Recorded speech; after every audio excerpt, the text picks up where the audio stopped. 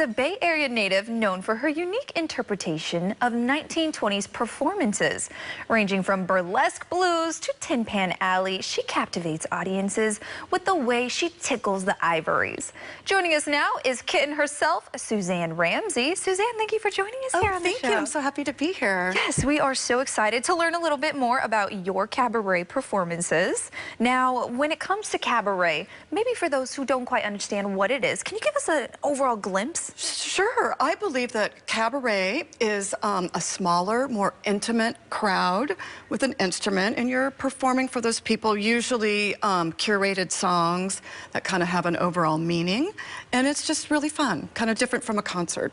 It does sound really fun. I've never been to a cabaret performance. I'd love to even go watch you. That would be great. Yeah, I've been bringing cabaret to San Francisco since the late 90s. I had to think there for a minute. Been here a while. Well, when did you start taking piano? Because that is one of your instruments of choice that you use in your performances. Calling all adventurers, explorers, and thrill seekers. Roaring Camp Railroad's brand new Kids Club invites you to become a member. Get your free passbook, then light out on a grand adventure.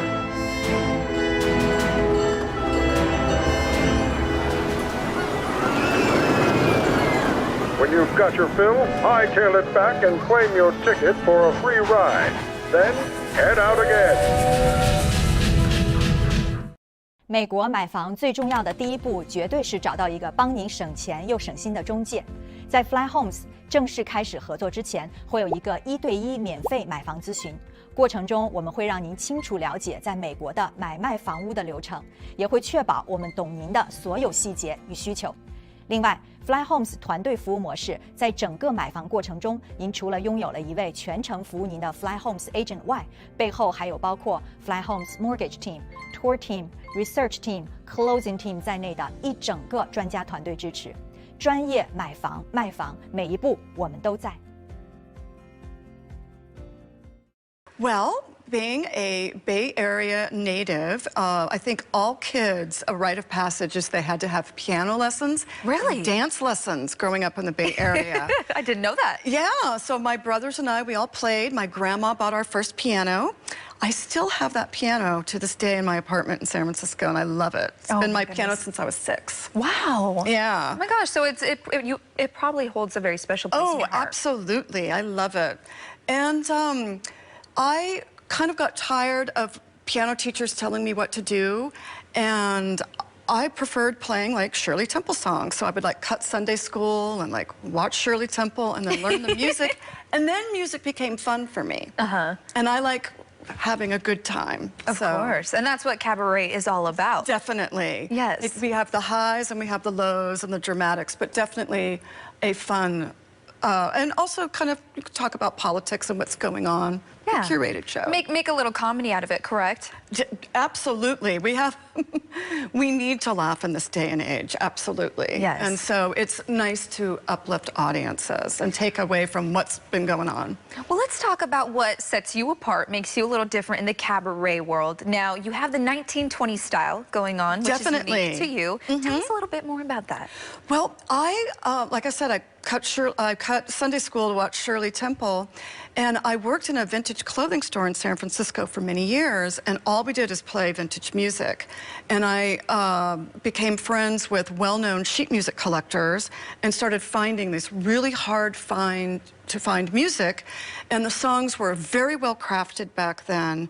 Wonderful wordplay. I love the double entendre where it's saying something all innocently, but there's this undercurrent of some salaciousness, and that's super fun for me. Awesome. So that's part of your performance. What else would you say, in your opinion, sets you apart in the cabaret performing world? Well, I like to have a good time. I love the naughtiness. I love the silliness. I also seek out some really unusual songs that aren't really normal for people to hear on a day-to-day basis. And I like introducing these lost long gems to people. I also like taking modern songs and reinterpreting them in a new way. And people people kind of are liking that, like taking a pop song and making it very dramatic or very, very beautiful. Just like taking it in different places than what you usually hear it as. And that's so interesting. Can you explain your process in taking, let's say, a hit popular song and turning it into something that you could perform that people, in the fact that people recognize it, but no, it's different? Yeah, sometimes they don't always recognize that. I get a like, what was that? Like, for instance, I like this example, Prince's Little Red Corvette.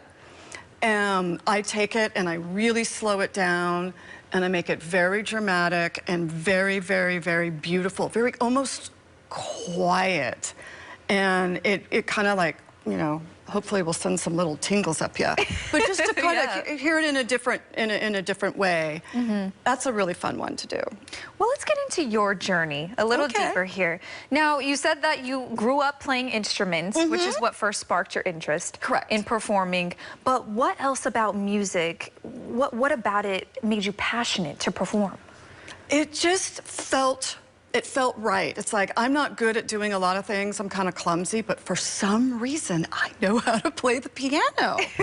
And people seem to enjoy it. And I think that it makes my brain feel good. It makes my body feel good. When I walk out of playing at an event, I'm like on cloud 9 and I feel really good. And I guess I have like Dr. Footlights, like I don't want to go to sleep. I'm like, wow, that was really cool.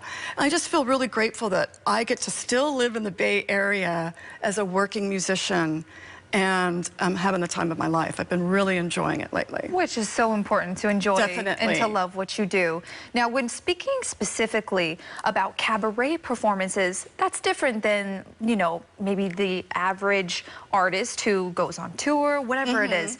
What made you want to specifically get into cabaret? Can you remember your first performance? I think so. I think that it was the ability to take all these different songs and genres and try to create a narrative, like say in an hour. And I love like rock and roll. I grew up on rock and roll, and having this kind of like rock and roll cabaret excited me. Like David Bowie was like, to me, the ultimate rock and roll cabaret artist with certain songs. And I'm like, wow, I can take this stuff that I have loved throughout my life and reinterpret it. And it's like I've been doing it anyways at home. I might as well bring it to an audience. Wow, that's so you actually, without even realizing it, you were pretty much doing cabaret already, and you're like, I might as well let other people enjoy this and watch me perform. It's crazy. Like, I still have sheet music from the 70s when I was a kid that I bought in downtown Lafayette. That's incredible. I know. And then I'll play it, and it's really fun. So basically, I was doing it all along, and I didn't know it. Well, now that you're here today, you're a performer, and like you said, you've been in the Bay Area performing cabaret for many years now. Where do you see yourself going from here? What's the end result with your performance? What's really exciting is I just had a fabulous Zoom meeting last week, and I get to return to Paris, which is a big, on October 1st, which is a huge cultural place for cabaret, where cabaret is, I think, was like the epicenter of cabaret. And I'm going to be working with some songwriters there, and I'm going to be recording. That's really exciting to me, to be able to travel with what I do. And I think that's the next step, and I'm just going to continue doing what I'm doing and bringing it to, we have Flower Piano coming up in San Francisco in Golden Gate Park in the Botanical Garden. I'll bring a little of the cabaret there. And I just feel like with the world opening back up again, as long as I'm careful, I'm going to be able to continue to do this and spread joy to others. Yeah, and share so much love and joy through music. Congratulations on that. By the way, that's very exciting. I'm like, I know. I can't, like, I'm like, did it sound weird coming out? You're like, wow, this is really happening. Well, it's just crazy telling, you know, it just feels really weird to let the cat out of the bag, but it is happening. That's exciting. And I'm like working really hard on that, so. Yeah, well, I'm sure that the end product is going to be phenomenal. I have one more thing for you. Sure. Before I let you go, Suzanne. When people do come to your shows, what is it that you hope they take away? I hope they take away hearing music in a different light, hearing their favorite songs in a different way, but also realizing that, like, I'm playing this particular song because it's kind of like this underlying little message about what is maybe going on in the world. And I hope that they realize, they're like, wow, that was really cool. And just bringing out some happiness and good vibes. Which is amazing. We need more people like you in this world. Now, you said they could catch you at Golden Gate Park. Anywhere else people can look forward to seeing you? Definitely. I have several residencies here in San Francisco. The first Thursday of the month, I'm at the Madrone Art Bar, which just won one of the top 10 best bars in San Francisco. Congratulations to the Madrone. Yeah, congratulations. That's cool. I also play at the Right Spot on the second Tuesday of every month. They have a full restaurant, and it's a San Francisco institution. I used to go there in the 80s, and I've been playing there for about 25 years. And then... That's awesome, though. It's crazy. I play for Dandy Drag King Cabaret, which is a fun, queer, gender-bending show at the San Francisco Oasis that happens quarterly. And I also play at the Royal Cuckoo Market in the Mission. So I'm happily spreading the joy of tickling the ivories and the accordion and ukulele and song all over town. Well, thank you so much for coming on the show, talking about cabaret and spreading that joy. We need it, especially in today's world. Excellent. Thank you for having me.